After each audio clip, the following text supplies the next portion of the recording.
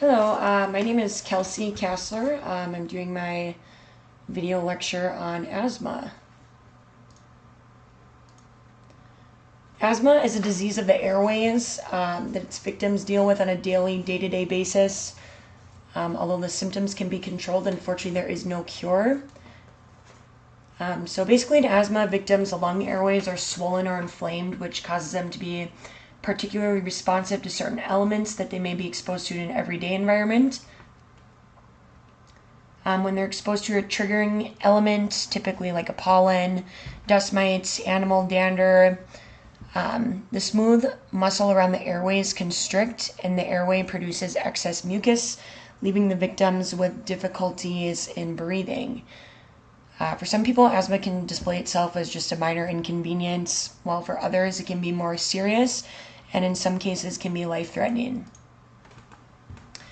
Causes of asthma. Genetics can play a role in this. Asthma tends to run in families, so if a parent has asthma, then you'd be at higher risk. Allergies, certain allergic conditions are linked to asthma. Respiratory infections. During childhood, as lungs develop, certain respiratory infections have been shown to cause inflammation and damage the lung tissue.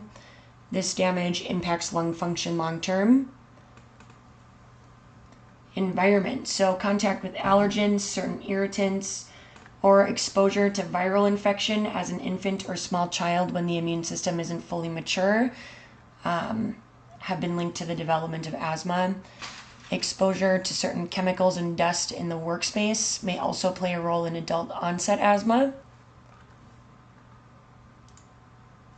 Signs and symptoms. Wheezing. So this is typically the main symptom and most common. Shortness of breath, coughing, and chest tightness. Events of an asthma attack. An asthma attack is essentially a hyperresponsive reaction to airborne triggers. An inhaled allergen causes activation of mast cells and eosinophils.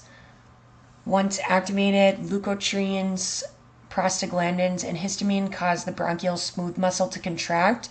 This is also accompanied by mucus hypersecretion. Epithelial cells release chemotactic inflammatory cytokines, which in turn causes more neutrophils and eosinophils to move to the airway. This increases the effects of an asthma attack and has a positive feedback loop. The duration can vary. Mild episodes can last a few minutes and symptoms subside spontaneously. Severe attacks can last a few hours to days and can be fatal. Over to the right here, we can see what a normal airway looks like, an asthmatic airway, and then an asthmatic airway during an asthma attack.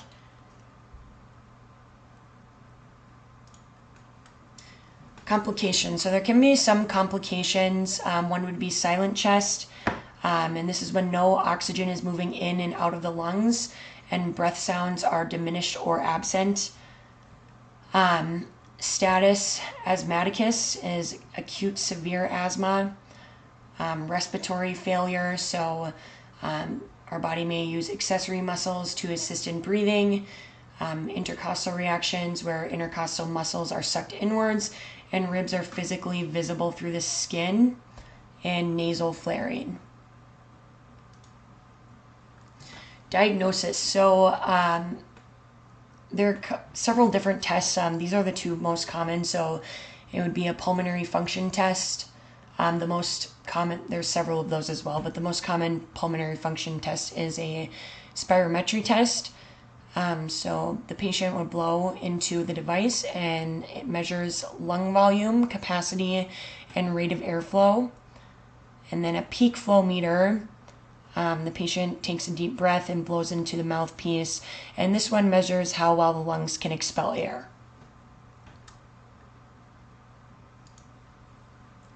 Treatment. So there are a couple of different treatments. So an inhaler, that would be, the most common. A bronchodilator that's breathed into the lungs to help relax the muscles that are constricting the airways. A spacer, this is basically a device that you put between the mouthpiece of the inhaler and your mouth, and it creates a space, and the space actually helps break medication down into smaller pieces. And then there's a nebulizer, which is a small machine that turns liquid medicine into mist. Top right is going to be the inhaler. Bottom right would be a picture of the spacer. And then the girl with the purple shirt has a nebulizer.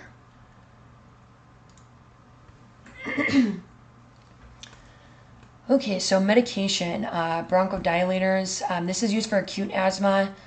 Albuterol, this is the most common type of inhaler. It can cause rebound asthma if it's overused.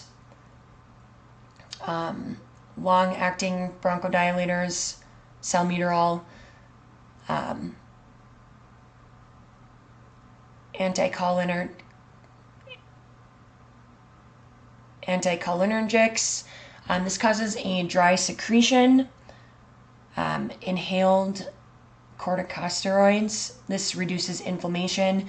The mouth must be rinsed post-use to avoid a thrush infection.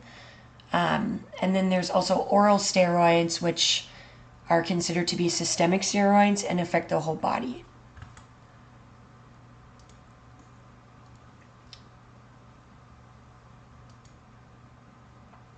Thank you guys for listening. If you have any questions, please let me know.